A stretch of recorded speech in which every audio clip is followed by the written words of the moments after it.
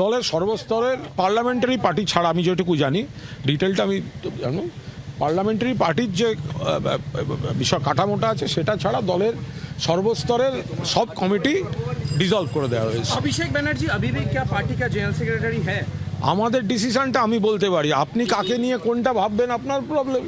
আমাদের বক্তব্য হচ্ছে দলের সর্বস্তরের সব কমিটি, পার্লামেন্টারি পার্টিটা বাদ দিয়ে দলের সর্বস্তরের সব কমিটি, শাখা সংগঠন বা ইত্যাদি যা যা আছে সব দলের সর্বস্তরের সব কমিটি ডিসলভ। हिंदी में बता दीजिए क्या अभिषेक बनर्जी আজকে যে বিধায়কদের সই জমা পড়েছে, এক সেকেন্ড, আজকে যে বিধায়কদের সই জমা পড়েছে সেখানেও দলনেত্রী হিসাবে মমতা বন্দ্যোপাধ্যায়ের নামই উল্লেখ করা রয়েছে। দেখুন, আমি মুখে বলবো আমি আমার নেত্রী মমতা বন্দ্যোপাধ্যায়, আর আমি মমতা বন্দ্যোপাধ্যায়কে না জানিয়ে, মমতা বন্দ্যোপাধ্যায়ের নির্দেশ না মেনে, তার সঙ্গে আলোচনা না করে অন্য জায়গায় ওই দলত্যাগ বিরোধী আইন বাঁচাতে গিয়ে নাটক করব, দুটো তো একসঙ্গে হয় না।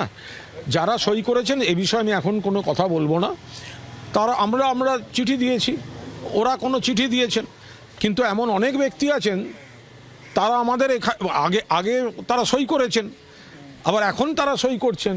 তা একই ব্যক্তি 1 মাসের এমএলএ, তারা যদি দু জায়গায় সই করেন, এগুলো আমরা তারপরে সংসদীয় রীতি কি আছে, পরিষদীয় নীতি কি আছে, আইনে কি আছে, একটা দুটো চিঠি জমা পড়েছে। এবার পার্টি আলোচনা করে দেখা যায়। 2 নম্বর হচ্ছে, দাঁড়াও 2 নম্বর হচ্ছে,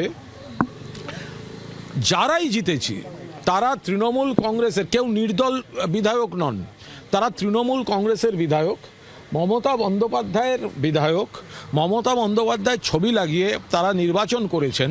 আর আজ ভোটের ফল বেরোনোর 1 মাস হয়নি, তখন মমতা বন্দ্যোপাধ্যায়ের দলের সিদ্ধান্তের বাইরে গিয়ে শোভনদেব চট্টোপাধ্যায়, তিনি 10 বারের বিধায়ক, তৃণমূল কংগ্রেসের প্রথম দিনের বিধায়ক, তাকে বাদ দিয়ে সিপিএম থেকে বালিশ চাটা মাল আসা, এটা কারা এইসব মাথায় তোলাই ভুল হয়েছিল।